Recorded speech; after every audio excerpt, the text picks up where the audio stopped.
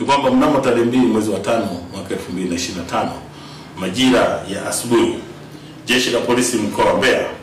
limeweza kupokea taarifa kutoka kwa mtu ambaye anaitwa CJ Mbugi Emmanuel mwenye umri wa miaka 31, mkazi wa Iwambi, ambaye ni mke wa Mparuka Saidi Nyagali almaarufu Mdude, kuwa mnamo tarehe 2 mwezi wa 5 mwaka 2025 majira ya saa 8 za usiku, wakiwa wamelala huko mtaa wa Ivanga,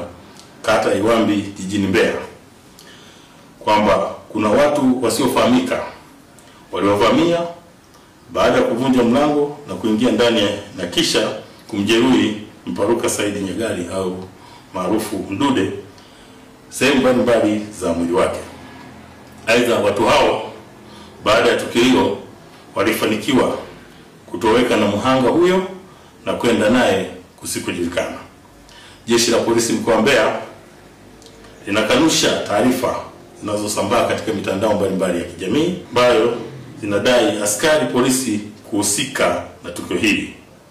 Jeshi la Polisi mkoa wa Mbeya linaendelea na ufuatiliaji ili kumpata mhanga huyo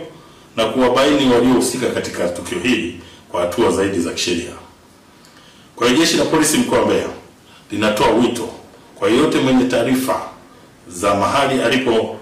Mparuka Saidi Nyagali au maarufu Mdude azitoe ili kufanikisha kumpata, pamoja na taarifa za watu waliohusika katika